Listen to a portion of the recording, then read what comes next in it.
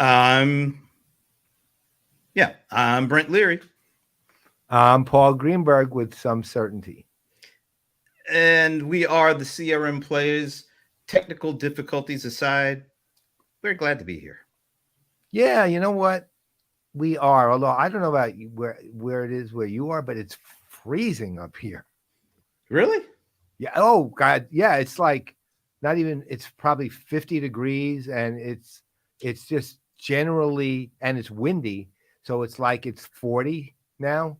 All right. It's cold. It's outright cold outside, not chilly. Not cold at all down here. It's a beautiful sunny day here in the ATL, and yes, Sven wanted to make sure, absolutely sure, he had the first comment.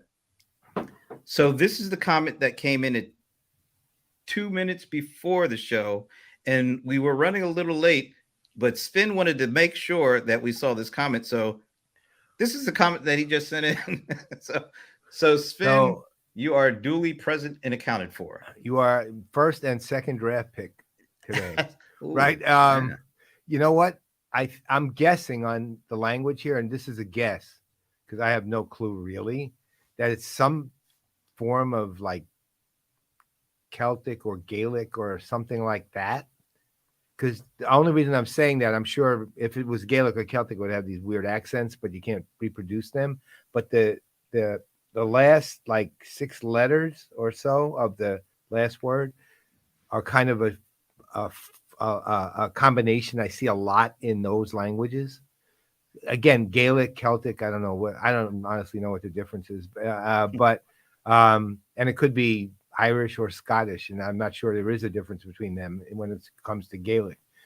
But It I sounds think like it could that's what be it is. anything. Well, I'm saying it's my guess is Scottish Gaelic. Oh, look at this. No, I know. I saw him say that. That's why I Oh. said that part. I thought, wow, you really do know I your was ahead of languages. it. I was ahead of this.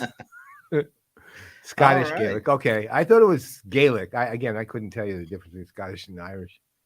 He's not only amazing, he's also very I venerable. I I He's a knew that was venerable kind of coming. guy. Anyway, yes, we are glad to be here. We actually, had a little technical issues on our side. We have a really special guest coming up. You know what I'm doing? I'm looking to the wrong camera again, right? Because Right. I'm not used to looking directly at this. Oh, look who's here. Hey Zach, how you doing, man? Hey Mitch. Wow. I'm ahead of Absolutely. myself on the. I'm actually anticipating the comments. You really I are. knew I knew Zach was coming. You have ESPN apparently, so that's a good Apparently. thing. Oh, and look, now we're getting Yankees Yeah, no, stuff Mike. going So there. Michael is actually the head of Adobe Retail. He's awesome, Oh, and he's a cool. huge Yankees fan. And by the way, the Yankees are winning 4-2 in the top of the sixth against the Orioles. They were trailing 2-0, scored 4 runs in the bottom of the fifth. Is it like a Don't day worry. night doubleheader Yeah, kind of thing no, going it's on? just a single day game. Oh, okay. So tonight I'll be watching the NFL draft. Oh, absolutely. Yeah, looking Although forward to it. we don't have a first round pick. We got two, Yeah, so we I'm haven't had a really first looking round. forward. We haven't had a first Well, round pick in like yeah, because you have a Super Bowl champion. That's why. no. We you know what our GM Les Snead says. He has a T-shirt that says "F them picks" because we'd rather just trade the picks and get like actual real people that I have saw Aaron something. Donald just sold his $6.3 million home and bought a $17 million home that has a gym, and it has like all these different, and like a Yeah, man. Like he has a movie theater, not an entertainment room, not a media room, not a man cave, but a movie theater. and your point is, He spent $17 million. yeah, when you That's make my point. you know 20 something million a year, you know Listen, you do that. listen. I once was in $100 million home. Whose home was that? The co-chairman of Bechtel, Wow. and he had the largest collection of baseball memorabilia outside of Cooperstown, which is why I was there to see it. Wow. It was That's pretty cool. unbelievable. And listen to this to show you how exclusive this was. It was in Naples, Florida. Drove up to the gate at the gated community. Drove in. And to get to his house, you drove up to a second gate in a gated community in the gated community. So he was afraid. I guess he was afraid the riffraff neighbors in the regular gated community would come in and rob him. Apparently, Right. or is this neighborhood like where Bill Gates lives? Yeah, right. That's right. It was a gated community. Yeah. All right. So yes, we do have a guest coming up. Hopefully, he had some technical issues, but we're hoping that we'll be able to work through those. We'll tell you who that is in a minute. But before we do that, once again, I'm looking at the wrong camera. Once we do that, I just want to say we have been on, I would say, a pretty nice little roll with the weekly. I always say happy hour, but what's the official name of these things this year? This year it's the even more joyous hour because it's year 3. Last year was the happier hour. Yeah, that. I'll just say that. So yeah, we've been on a roll. Yesterday was really interesting because somehow I learned a couple of things about you that I didn't already know, which is kind of amazing when you think of it. But one thing I learned, you are, is it fair to say you are a fan of Genghis Khan? Yes. Fair to say. I mean, with a lot of caveats. That's pretty interesting. Yeah. Yeah. No, look, the guy he wasn't just a murdering, a murdering conqueror. He actually was also a city builder. And he was a true city builder in the tradition of, as was, by the way, Alexander III, aka Alexander the Great. These guys, again, it just proves human beings are insanely complicated. And believe me, Genghis Khan did some horrible things, but the guy also made a point of multiculturalism in the cities that he actually conquered. He didn't kill off the citizenry and do stuff like that. When he fought a war, he fought it against the armies of the opposition. But what he did do was he would, if the cities were not multicultural, he made sure they were. He would bring people, and again, the 13th century, so I'd say probably some of the methods of getting people there weren't so great. But the concept, a lot of options. Yeah, no, believe me, they had no options. I mean, Genghis Khan was still ruthless. But there's a great book by a great biography of Genghis Khan by a guy named Jack Weatherford, who's also the leading scholar in the world on the guy, but he's also a very good writer. And if people want to read a really, really good book on it, it's called Genghis Khan and the Making of the Modern World by Jack Weatherford. He also has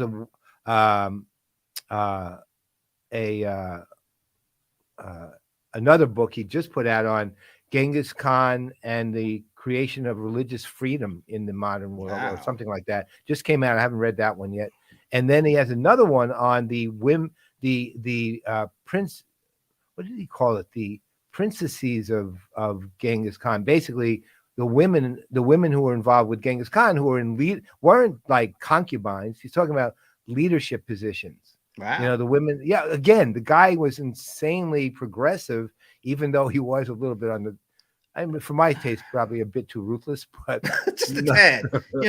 I was more of a Kublai Khan kind of guy. I was no fan of him. To me, that guy was just more of a big fat guy living off his grandfather.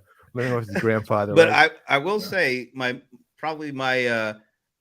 Khan I really appreciate the most would be Shaka Khan. I knew that. So I just thought I'd put that out there. But so I learned that. And it's funny because that came up once again. We should really start making sure we do official invites to the whatever we call the happy hour. To everybody here that joins us on the show, we would really like to see you. And I think you'd really have a lot of fun joining us on the joyous happy hour thingy. EMJH. Yeah, that. Join us on that, because where else could you get a conversation that starts with Elon Musk goes to Genghis Khan and Kublai Khan. Didn't mention Shaka Khan yesterday, but that was my fault. But then we also got introduced to somebody, Alfie the Wise from the Alfie the Wise. Yeah, Michael Caine. Yeah. Right. Yeah, Michael Caine. No, Alfonso the Wise. Alfonso the Wise.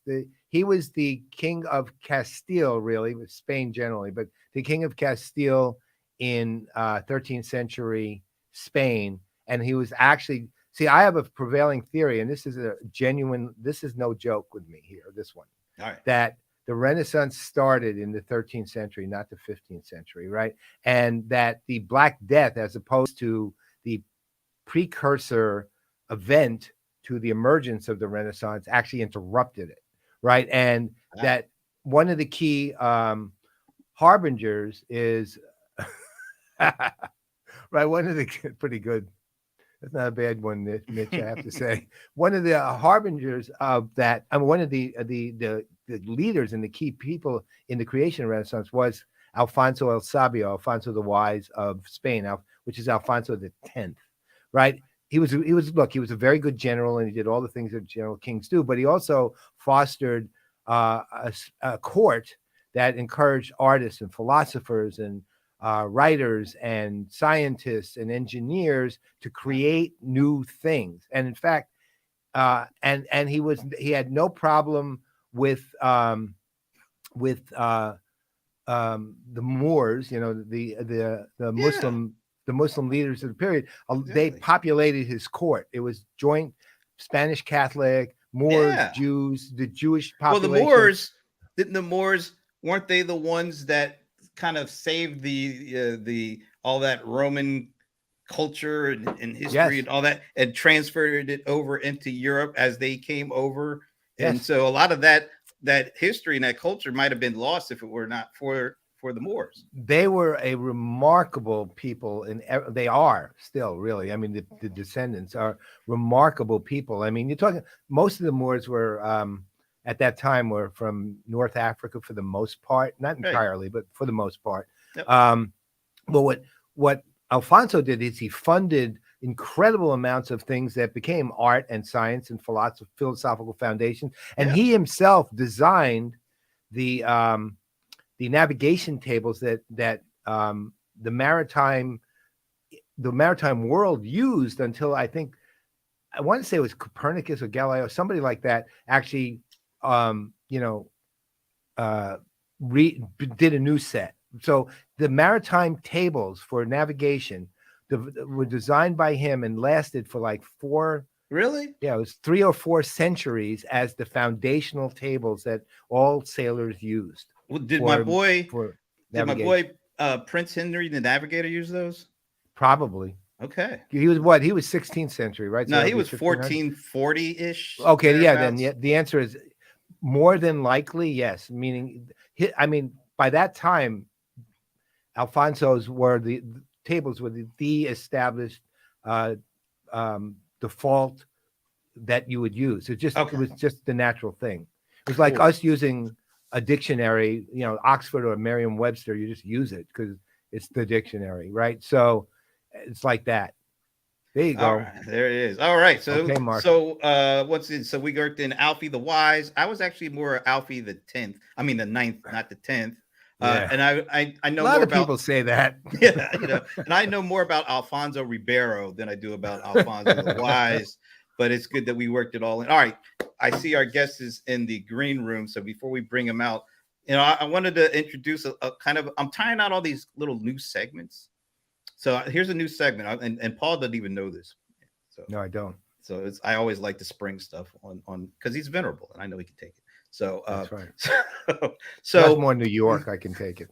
yeah, well there it is. Than Well, venerable, right? if you can make it there, well anyway. Make it. So so I wanted to introduce a little new segment, voices from around the industry. And so Paul knows that I started doing a series on on privacy and customer data privacy, and I'm doing it with Tejas Gadja and Raju Vagesna from Zoho. And so we recorded a show yesterday, and when you think of Raju, you think of extremely smart, uh, kind of really low key.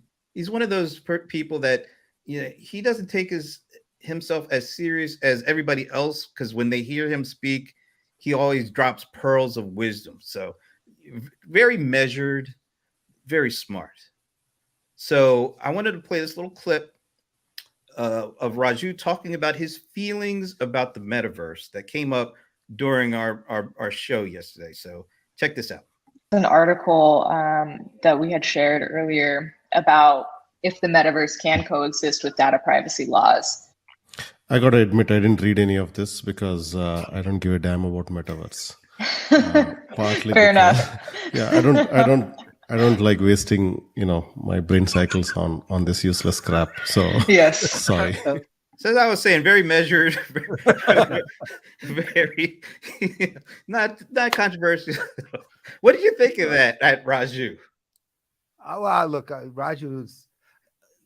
It depends. Look, from my standpoint, honestly, first of all, given the hype part, I'm 100% with him on that part. Is there something to it? Maybe, but I'm a little more undecided whether I think it's worth anything other than Facebook trying to push its company a little harder. So, is there a concept that is underlaying it somewhere that might be of value? Well, yeah, if you're looking at the fact that there's some value potentially in augmented reality and virtual reality and things like that. And secondly, that there's some value in the idea of a unified whole, which is part of the other aspect of the metaverse. But am I buying into all the crap that I see out there about it? And no. It's like Clubhouse again. It's almost like Clubhouse, except at a bigger scale. Meaning, on the one hand, there's value in the concept. On the other hand, there's so much crap around it, it doesn't matter, right? So it's hard to find the value. Yes, Mitch, it is. Totally right. All right. Okay. So that's it in brief. So sights and sounds from the industry leaders. If there's something that you think we should showcase on the show. I keep on looking at the wrong camera. If there's anything you think we should showcase on the show, let us know. We'll be glad to put it out there and react to it. How about that? We can do some industry reactions. I like that. Okay. All right. So now I turn it over, as I usually do, to the venerable Paul Greenberg to introduce today's guest. All right. Well, this one's actually, well, they all are special in their own way, but this one is like a big deal special because this guy, well, I will say his name in just a minute. This guy is somebody who literally transformed pretty much the business world and not just the technology aspect, but the business world in general. Nowadays, if you look around at vendors, you hear a lot of the tech vendors talk like Oracle and SAP to be exact, among others, but you hear them talking about the experience economy. You see a million other vendors who are talking about CX, and customer experience, even though they may be misidentifying what they're actually talking about. But one way or the other, customer experience is at the forefront of business and and it broadens to other things beyond business. So it's just not the word customer involved at that point. But ultimately, you're talking about somebody who has literally brought, I'm going to put it in a funny way, but brought the right brain into business, in a truly fundamental way. And he and his friend, partner, co-author, James Gilmore, wrote a seminal book on this. And not only that, this guy is a wonderful person, a truly just great guy. And we bonded, of course, over our mutual love for the Yankees a long time ago. And it was a long time ago. We've known each other a long time. What a shock. I don't think we've ever met in person. I was trying to think about it. I don't think we have. But I want to introduce you to someone whose name will be probably known to you regardless. And that is my buddy and this amazing pioneer, Joe Pine. And there he is. Thank you, Paul. What an introduction. I appreciate that. And when I stopped watching, Yankees went ahead 4-2, just in case. Yeah, I was about to tell you the same thing. I mean, there's no disrespect ever intended, but yeah, I've got it on my TV above my monitor. But just for you, Paul and Brent, right? I paused it. Just want to know. Wow. Oh, wait. So let me ask you a question to just set some groundwork before we start talking. if the score changes, do you want me to not say anything? Yes, don't say anything. I'll be watching. Okay. All right. Because you'll start up. Okay. I will. But if I break out into a gigantic smile or you see me get mad, that's all right. That's pretty much a clue. figure it out. Clues are fine. Okay. And I was trying to think. I do think we met somewhere. I tried to remember, like 15 years ago, but for some reason. Well, for some reason, I thought initially it was something to do with Peppers and Rogers, but way back. But then I remembered, no, that was somebody telling me about you and Martha at a meeting talking. And I came up in the conversation with the two of you, and somebody was literally telling me that. Right. So that I remember that. Well, partly I say it because your face is too familiar to only have been. Well, same. Yeah. But your face, my face, Brent's face, we're pretty much like all over the place. All three of us, really. So I've got a question, which actually, I don't think I've ever actually talked to you about this. And what even made you think about the experience economy as an idea? Like where did it come from? Right. I guess I'm totally curious. People use the word epiphany a lot, and it wasn't even an epiphany. It was a blurt that then resulted in an epiphany. As you know, my first book was mass customization. Right. And I'd often talked about how mass customizing a good turns it into a service, and I give all the economic distinctions between goods and services. You can see that if you mass customize the good, you're really in the business of helping people figure out what it is that they want. Then you make it and deliver it to them individually, right? And doing things on services are done on demand, goods are inventory, those sorts of things. And I did that once, and this was back in late 93 or early 94, so that's how long ago it was. And this guy in the back of the room at this workshop I was doing, he was sort of a smart aleck, and he raised his hand, and he said, "Well, hey, you talk about service companies that mass customize. What does it turn a service into?" And I said, "Mass customization automatically turns a service into an experience." I went, "Whoa, that sounds good." I'm going to use that. Exactly. I'm going to use that. So literally it was a blurt, right? It just came out. But then I thought about it. And then that's where the epiphany happened. So, this is really true. If you design a service that's so appropriate for somebody, you can't help but make them go, wow, and turn it into a memorable event. Right? Turn it into an experience. And therefore, experiences would be a distinct economic offering. Therefore, you'd have an economy based off of experiences. And everything flowed from that almost 30-year-old blurt. That was one hell of a blurt, I tell you that much. I think if I knew who that guy was, I would thank him. I'd written about him in articles and that. I was always hoping he'd come up and say, "Hey, I was that guy." So after the blurt occurred, and it formulated something in your mind, and you guys worked and did the book, did you see people get it right away, or what happened? How long did it take for them to actually realize, wow, this is really something here? Yeah, it's funny. I was just talking to my daughter about that this morning for tangential reasons. But I told her that people used to argue with me, right? When I first started talking in the 90s, in particular, into the early 2000s, I would say people argued with me that no, that's not happening. It's really just a different sector of services and so forth.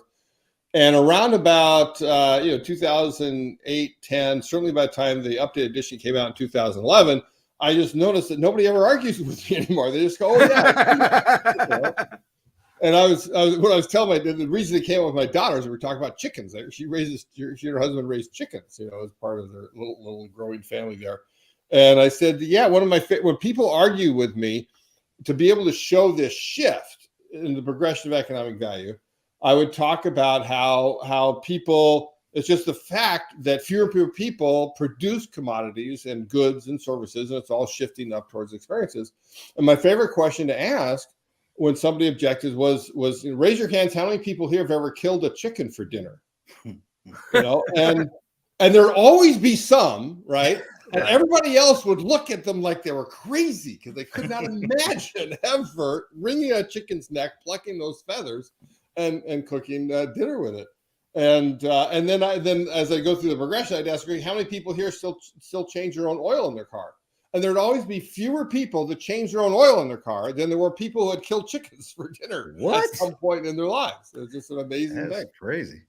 Holy God. Well, of course, now I'm literally going full vegetarian. Chicken was Yeah. the only thing I was eating. But, right. But, well, okay. So here's the funny thing. So here we fast forward, wow, 20, almost 30 years later. And what you see is acceptance so wide of what you have talked about that it's funny in a way. Occasionally, although not most of the time, but occasionally I run across a person who just sort of say experience economy. I say, did you read the book? And they'll go, what book? Right. They just, it's just part of their living. It's part of their life that, and they've been inculcated so strongly with the concepts and ideas.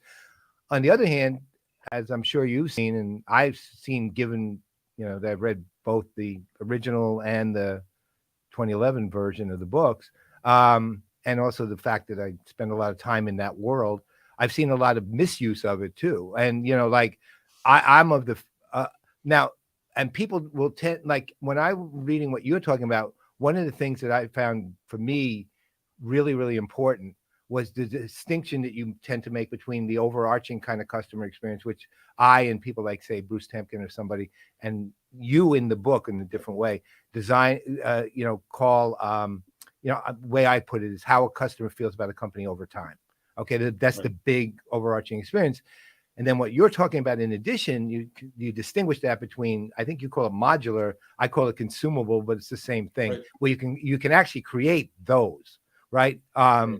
Where you can't create the overarching experience. That's a something that happens over time that is emotional, and technology is not going to create it, right? So it might get people mad at technology, but the reality is, but that distinction gets absolutely blurred by a lot of companies, and I'm not going to name any names particularly, who call their technology, say, CX, that it really isn't. Right. Because there is CX technology in the big way can't exist. Technology isn't going to create how a person feels about a company over time. It can have some impact on it maybe, but it's not going to create it.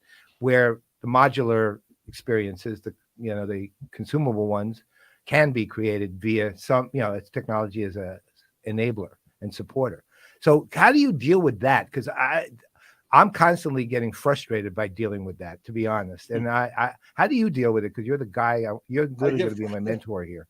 Yeah, I get frustrated a lot too with that. And one of the things I liked about, what I call the green book, although as I see it on my shelf over here, it's only 2/3 green, it's 1/3 CRM, maybe 60-40 blue. I mean, but anyway, is that Paul always did recognize that difference and would be able to say this when you're talking about which.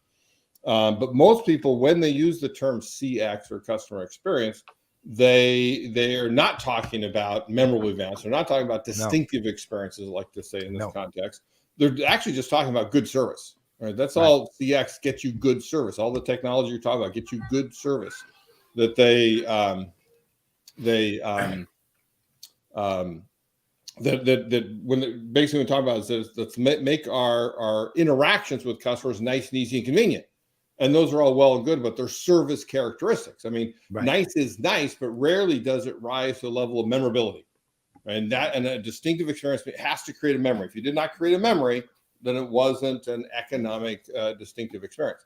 And when we talk about making things easy, what it often devolves into is to routinize things for our employees, make it easy for them to serve customers. And that gets in the way of being personal. And experiences are inherently personal. They actually happen inside of us as a reaction to the events that are staged in front of us. That's one of the key distinctions. Services, commodities, goods, services exist outside of us. Experiences happen inside of us. And then finally, convenience is the antithesis of what I'm talking about, because it means get in and out as quickly as possible. As a company, let's spend as little time with customers as possible. When with experiences, what people value is their time. Right? Services, in short, are time well saved, nice, easy, convenient, but experiences are time well spent. That they value that time that they spend with the company and the experience that they stage, and they're very distinctive. Well, oh, go ahead, Brent. I'm sorry. I was just curious, how difficult is it for companies to make the transition from trying to get off the phone as quickly as possible with the customer to wanting to really engage the customer in a meaningful way that creates the kind of experiences that you kind of talking about here. Because it seems like they're counterintuitive. And the companies think this way, and you're talking about this way. How hard is it for them to make the U-turn? Incredibly hard. I mean, it really is a mindset issue that they have a mindset that includes getting people off the phone as early as possible, because that's being productive. We got to be productive, right, and so forth, and not recognizing the value in spending time. And so sometimes it takes drastic measures to change, or I'll say sometimes it takes stopping a drastic measure, which is in contact centers, average handling time.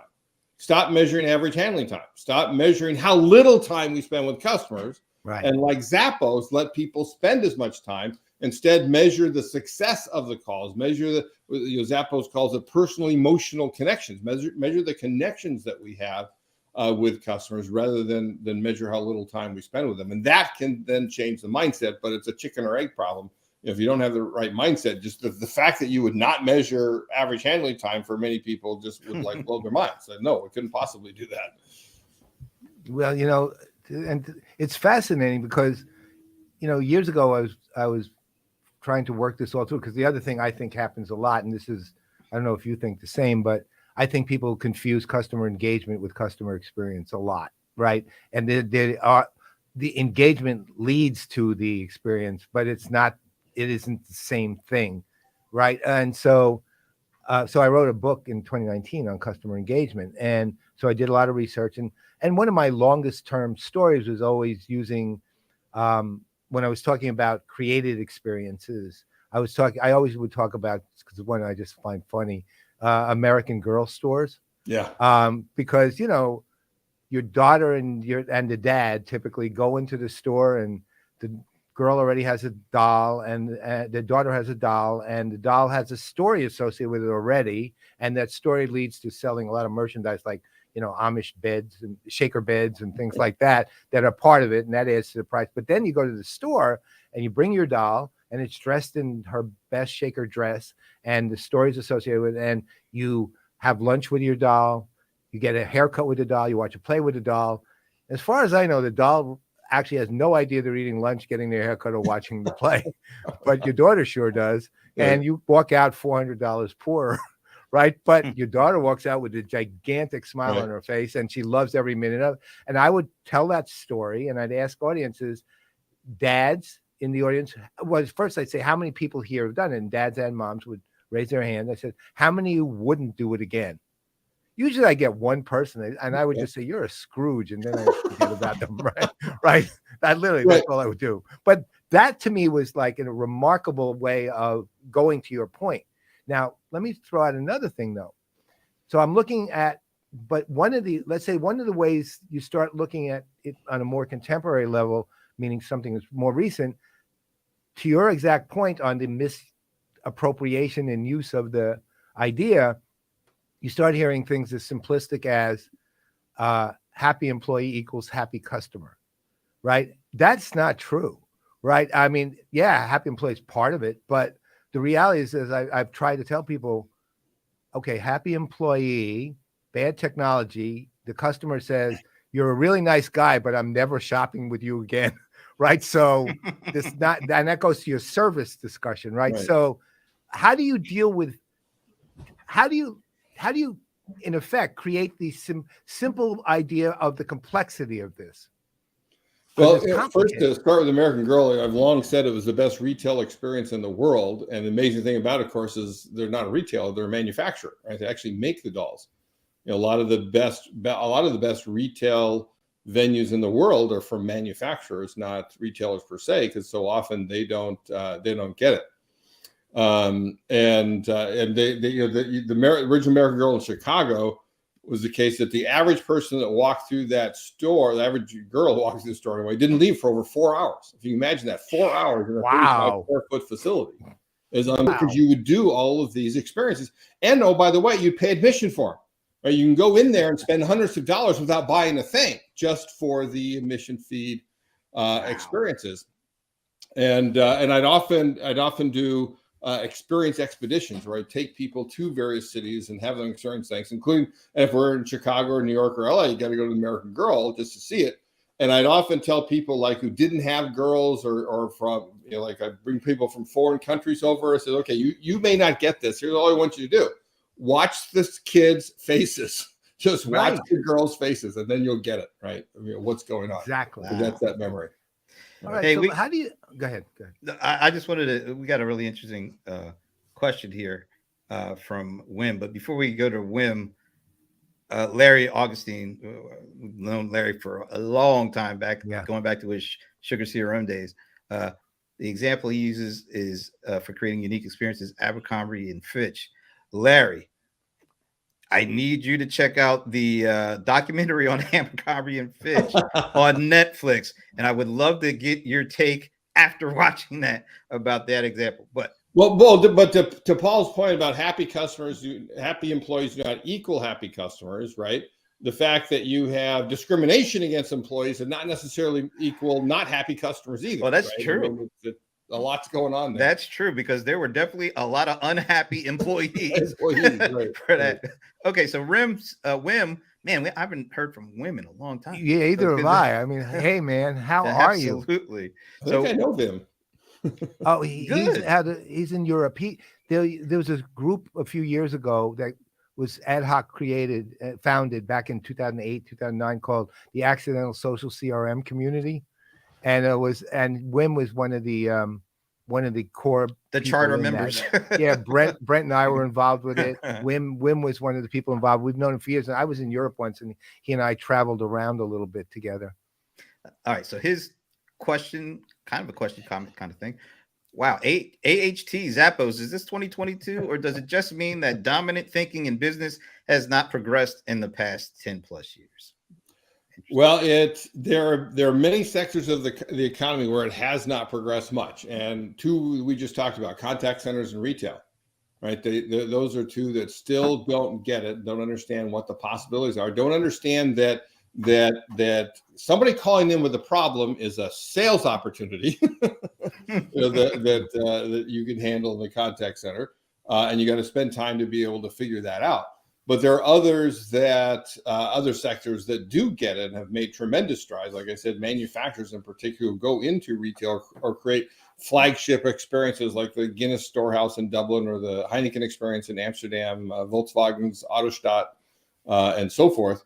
Those are the companies that more get it. And there's been a lot of progress made in I think in technology industries and financial services and hospitals in particular, although there's still a lot of work to go. But I've actually worked probably more with hospitals and other healthcare companies than any other industry in the world, for the simple reason that research shows that the better the patient experience, right, the experience that patients have, the better the outcomes that they get. And that's really what hospitals are about, is that better outcome. So there's just scores and scores of examples of hospitals that really create a great experience and focus on that. But it does, again, require rethinking, require some remeasurement, requiring, analogous to the contact center, is our job is not to get the person out of the hospital bed as soon as possible, right? That's not the job, even though that may be how you get paid, right? It's the end outcome, and that often requires being in contact with them and so forth.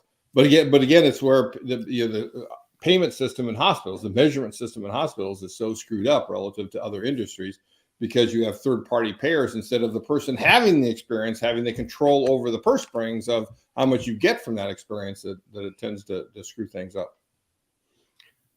So, okay, so let's, now, not just because of COVID, just because of the general way the world's working, and it's something Brent and I have communicated a lot of times. There's a big seismic generational power shift going on, and when I say that's not just in business, it's globally. Millennials and Gen Zers are starting to pretty much dominate the workforce, and they're moving into, millennials especially on the older side, are moving into positions of genuine influence and business control and becoming the decision makers. And they consume differently. When I say that, all kinds of content, they consume it very differently, and they respond very differently. Again, in the long run, like every generation, you always end up like your parents. That's just the end. At the end of it all, Just a matter of time. Always, exactly. But it's the stuff going on in between, right? And you know when you do it, when you start complaining about that next generation. That's right. Exactly. Those damn kids. Exactly. Exactly. When I was growing up, right? So, but how does so and a lot of the, I think it was the millennials were the first generation that people called digital natives, and they've actually impacted our generations too, Gen X and baby boomers. So, how do you start thinking about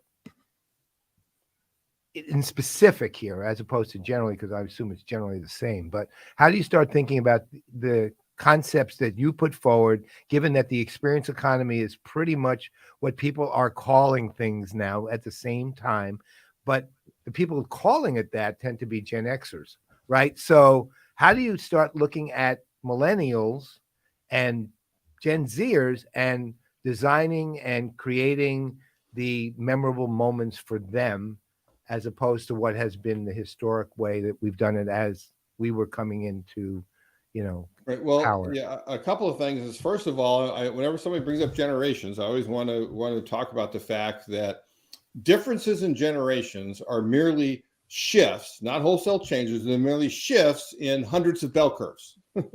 And when you get down to every individual, the fact that that they're a member of a particular generation tells you nothing about who they are as an individual and what they want. Right. And that's where the modularity, the consumability, as you call it, of experiences is so important, that you still need to treat them as an individual, living, breathing human being, and not say, "Oh, you're a Gen Xer, therefore, this is true," because that's simply not the case.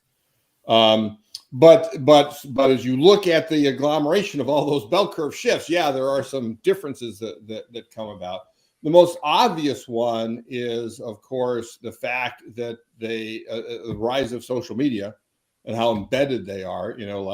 I told you, Paul, I just got back from Hawaii this morning, right, taking a red eye. But it's sort of like I take various pictures of things during the day. My kids love ASMR videos, so I try and get like a water, like slowly coming, and I take a video. And some of the golf courses I did, just so you can see where I am. And then the next morning I'll upload and send them, because I don't want to send it. I don't want to, I don't know if they have their phone on or not. I don't want to ding them at night because it's too late. They should be asleep, etc.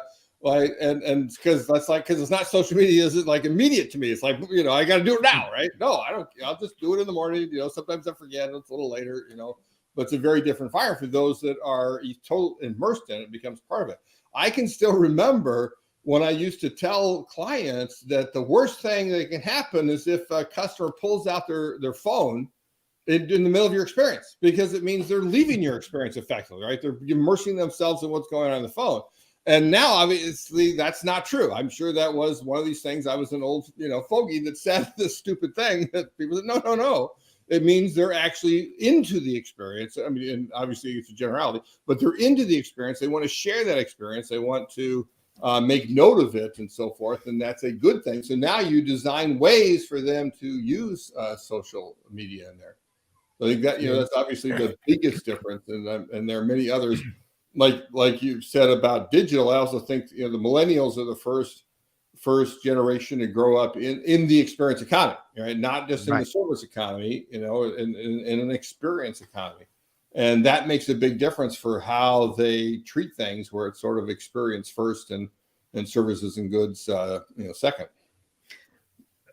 If I can just jump in, and we talk about commodities, goods, services, experiences.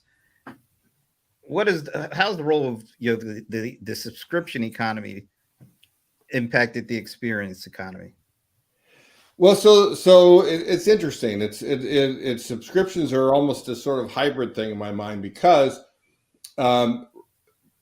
whatever businesses you're in can actually economically be determined by what you charge for, right? That you are, as a business, what you charge for. If you charge for undifferentiated stuff, you're in the commodities business. If you charge for tangible things, you're in the goods business. If you charge for the activities your people perform, you're in the services business. And you're economically in the experience business if and only if you charge for time. That's because that's what people value, is the time well spent. So it's it's a admission fee, a membership fee, a per play fee, like a slot machine, and various different ways of being able to do that. Most companies in any one of these economic shifts give away the next level of value in order to better sell what they have today. That's why Starbucks still doesn't charge admission, but they're selling the experience that they have and so forth. And but there are some restaurants, there are some retailers that charge for part of the mission for the whole place or places within the place, again, like American Girl Retail, that are making that shift, but still most people are giving it away.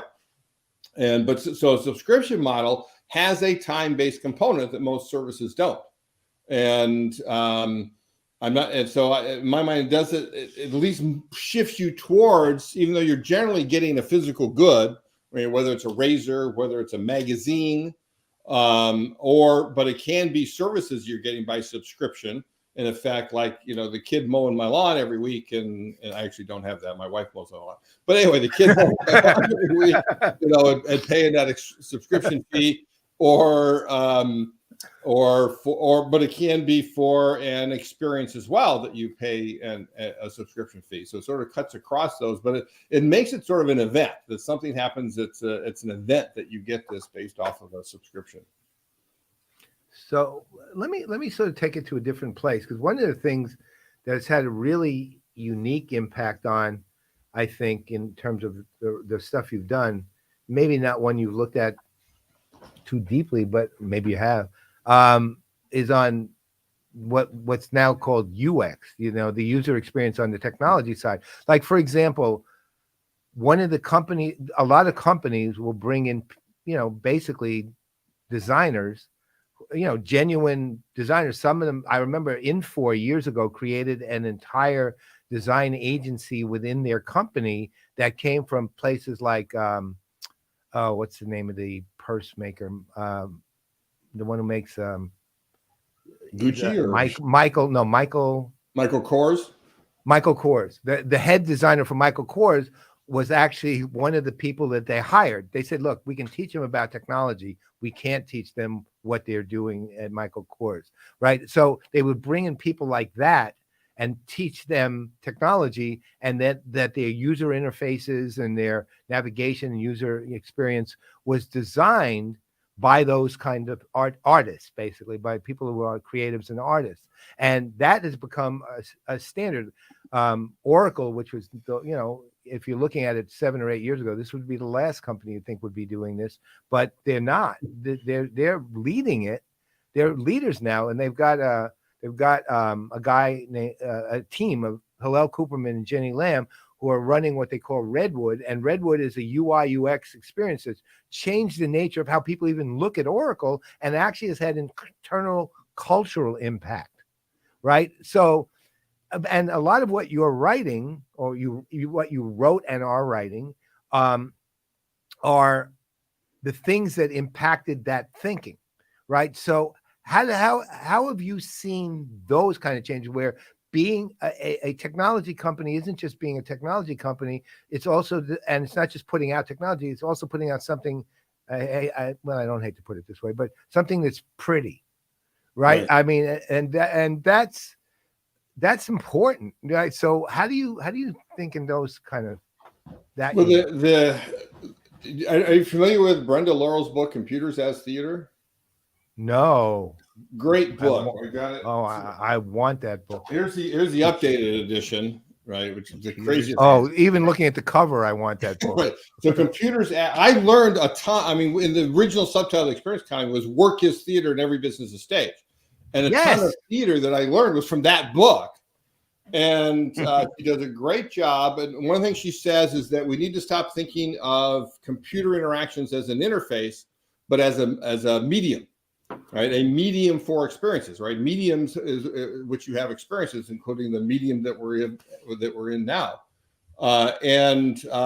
She quotes in there Donald Norman, who's the guy who coined the term UX, user experience, talking about how that the one thing that we don't tend to think about when we're designing all these UX experiences is one of the most important things is time, right? So theater is designing time, experience is designing time, UX is designing time. If it's UX is generally a good or a piece of technology as opposed to a immersive place that you have people right. in.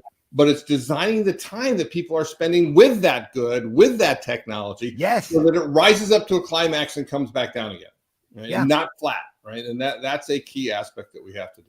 Part of it is just making it enjoyable when you're using it, like really liking. Most people think of the purely, look, I wrote a piece a long time ago called pardon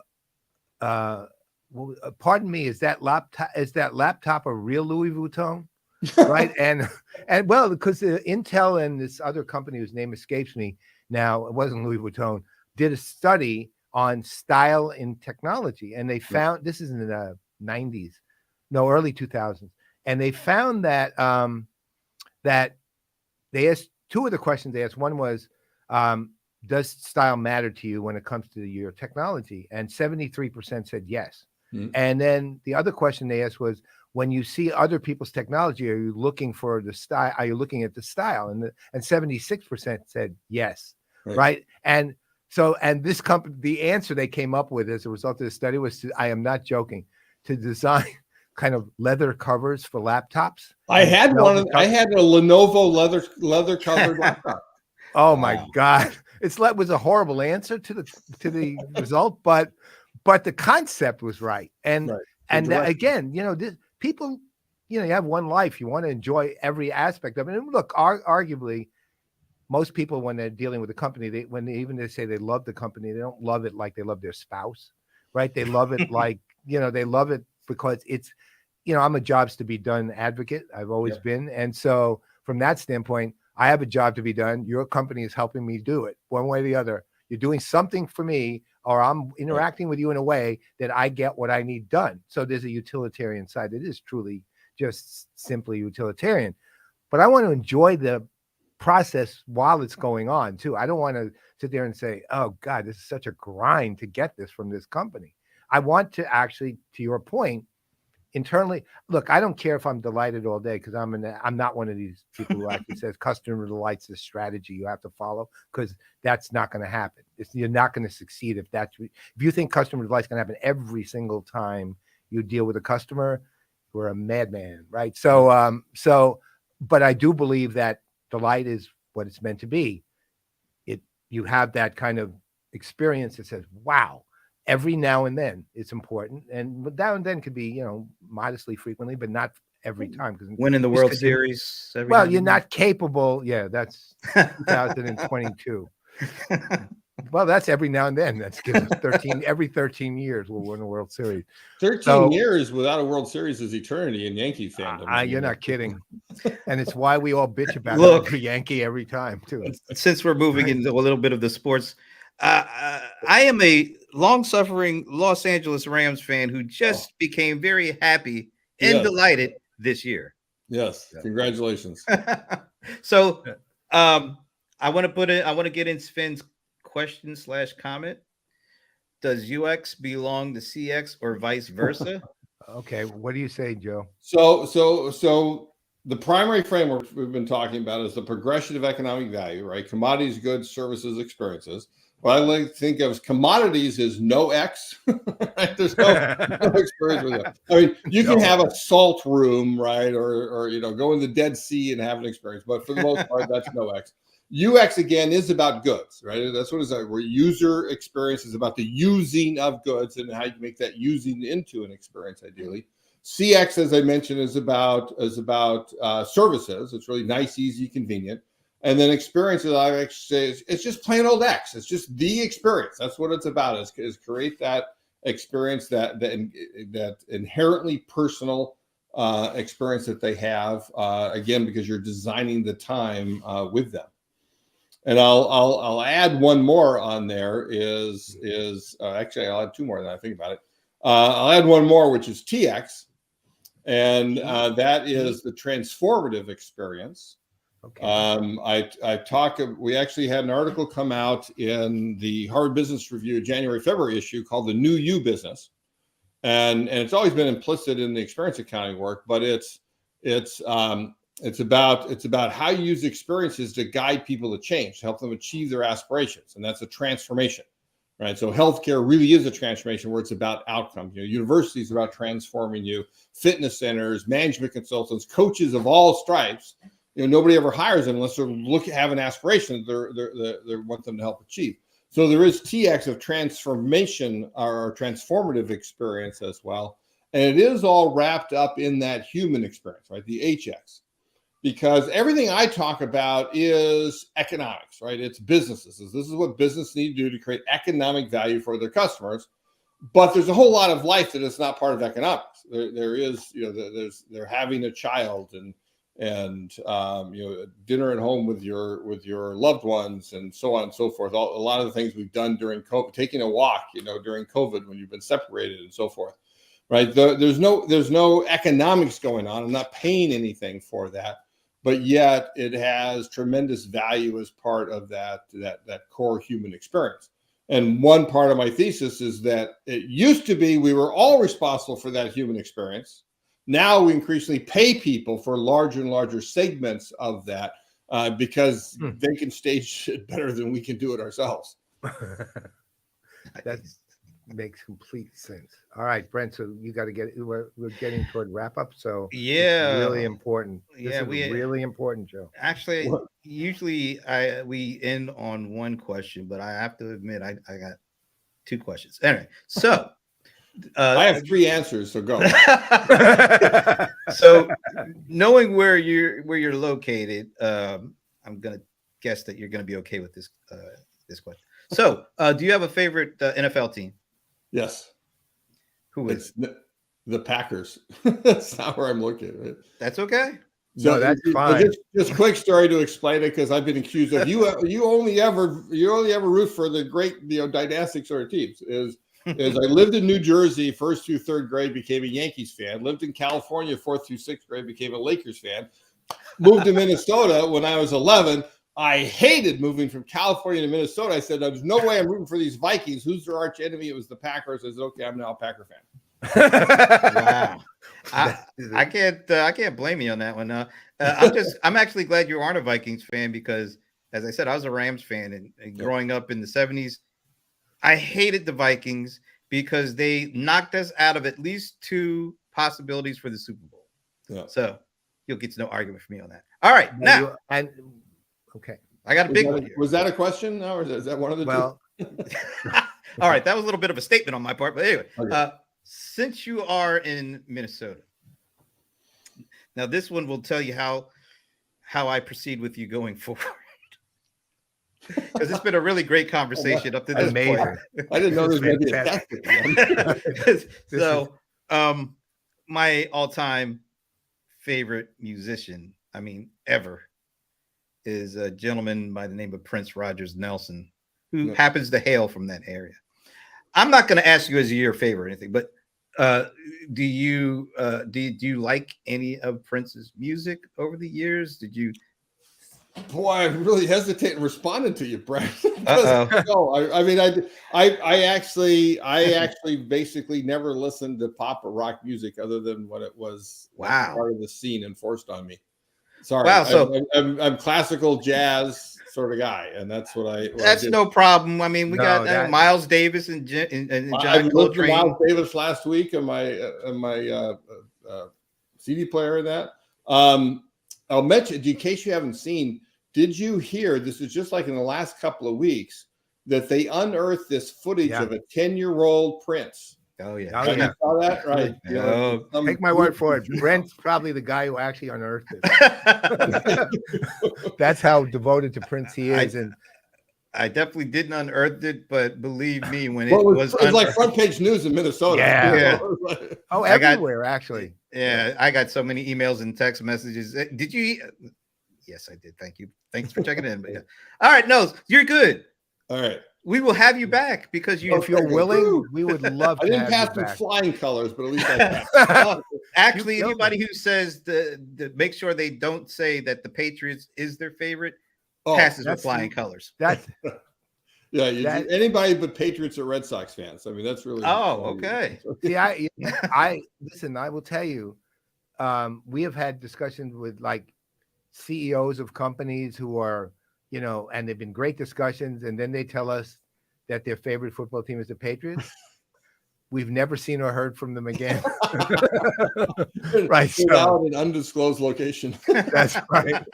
You say you were talking about salt rooms. Yeah, right. Let's just say salt rooms with a lock on the door would be a good That's description. right. Only their head is above. Oh yeah, Larry, that is one of the all-time. So Joe, if you just to check out, something, Larry Augustin has really hit it on it. So the 2004 Rock and Roll Hall of Fame, George Harrison went in by himself. He was already in as a Beatle, but he went in as himself. Prince also went in that year, and so because George had already passed away, they had a group of all-stars, including Tom Petty, Steve Wonder, Jeff, like all the Traveling Wilbury folks that were. So they did this group rendition of "While My Guitar Gently Weeps." Check it out. I'll shoot you I the will link. look it up. I will look it up. And I would love to know what you think. It's actually truly amazing. It was beautiful. Yep. All right, Wim. It was great to hear from you, Wim. Take care, man. Absolutely. So, Joe, thanks again for making time, especially getting right off the plane from Hawaii and fighting the internet problems. We really do appreciate you doing this. This has been great. All right. And of course, I will not reveal anything about what the score is, but I am watching. I see a slight smile on your face, just a little curl at the edges. Well, so that's you all watch. it takes. You'll see. You will see. All right. Thanks, Joe, man. It was Thank you. wonderful. It truly was. Thank Take care. It was Thanks. the best. All right. So, with all that said, you know what? I want to do one thing. Okay. This is a little different because usually just end. Are you Netflix is having a terrible month? Did you see this? Yeah, no, I didn't. Schitt's Creek is dumping Netflix and going to Hulu. Weren't you a big Schitt's Creek? Oh yeah, I binge watched the entire all seasons of it. I literally, I think there were 7 or 8 or something. I watched every episode in order. It was a fantastic show. Is that the reason why Netflix stock just tanked? Yeah, that's right. Because they lost Schitt's Creek. All right, and then the last thing, how can we do a show within the last couple of weeks and not mention Elon Musk? Did you see this? No. What? He is. Check out the number of replies, or 160,000 replies. Look how many people actually like 3.8 million. Come on now. Come on, people. Grow up, folks. That's not even a good joke. No, it's not. That's what he thinks it's a good joke. It's like that guy, you want to talk about a genuinely socially awkward human being? It's him. And but apparently 88 million people follow him on Twitter. So yeah, there it is. And now he's the owner. All right. That was a really good show. I really enjoyed that. That was great. I was literally one of my favorites this year. I mean, Joe is so engaging and nice, and I love the guy. I have for a long time. He's just a great person, and his impact is enormous. I think that the vendors who are pushing experience economy, Oracle, SAP, I would highly suggest, if you haven't already, that you engage with Joe, bring him on, have him speak. He's a very good speaker, as you can tell just by his communication skills are really good. He's a very good speaker. Pay the guy, give him a speech, give him some speeches, work with him maybe on an advisory capacity. He does a lot of workshop stuff, and it's really good stuff. But you're going to talk about the experience economy, bring him in. It's worth it. Now, you said he's a very good speaker. Is he also a very good driver? I don't know. I can't speak to that. Okay. I can drive, but I can drive to his speaking. I was going for what was that movie with Tom Cruise and Dustin Hoffman, where Dustin Hoffman was the autistic guy. He was, I'm a very good driver. Oh, what is that? Something. Oh man, Rain Man. Rain Man. That's it. That was a good movie.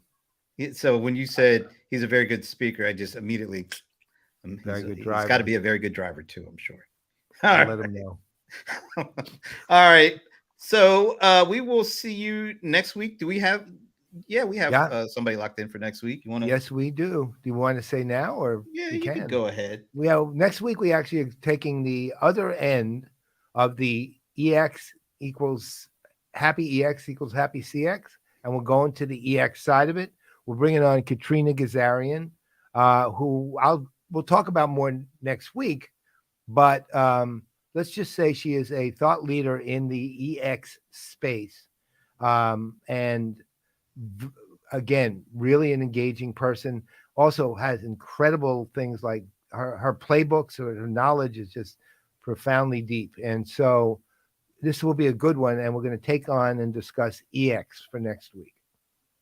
And join us for what's that thing called? The happy hour? Oh, the even more joyous hour next Wednesday, 3:30 p.m. There'll be on every Monday, sometimes Tuesday, but mostly every Monday, I put up a notice on my LinkedIn profile about the happy hour. Go to my LinkedIn profile. There'll be a registration link for Eventbrite. Register, and then on Wednesday, the day of the thing at the happy hour, I will at roughly 1:30 or so send you the link. Okay, and then that will bring you the Zoom link to come in and join us. Really, if you're put on a wait list because we're oversubscribed, we typically try to keep it at 20. We usually get around there, a little less.